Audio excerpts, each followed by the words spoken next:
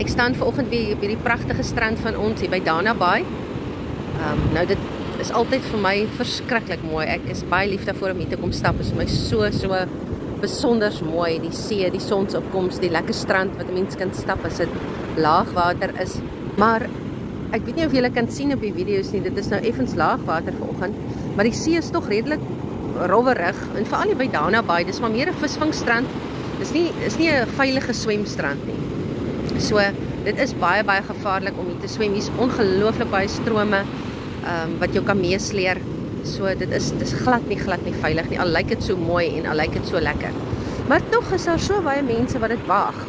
Veral in die vakansietye sien jy baie keer mense hier op die strande wat dit waag om in die water in te gaan.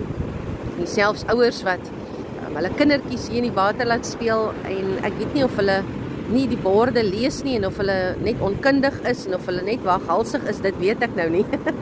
Maar daar is so baie mense wat al hier verdrink het op Dana Bay se strande, net omdat hulle nie luister nie, want dit is nie veilig nie. Nou baie mense dink hulle is baie sterk en hulle wil die see en die branders en die strome aandurf, want hulle dink, ag ek kan mos goed swem, ek is nie bang vir die see nie, en dan gebeur die sleg van die lewe en mense verdrink hier op die strande. En dit laat my baie dink ook aan sonde. Ons as mens dink, ag, ek gaan hierdie maar probeer, ek gaan hierdie sonde doen. Ek is mos sterk, ek is mos dapper, ek sal weer hier kan uitkom as ek moet.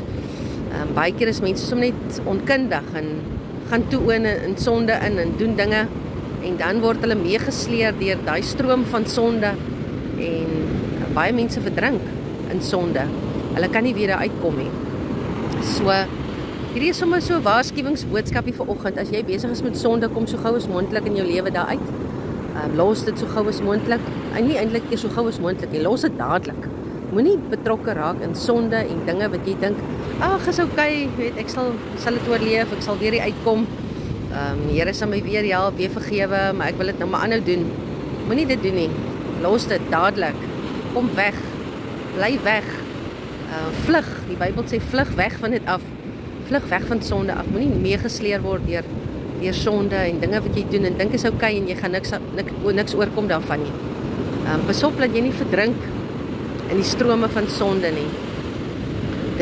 Mens moenie speel met sonde nie, bly weg daarvan af.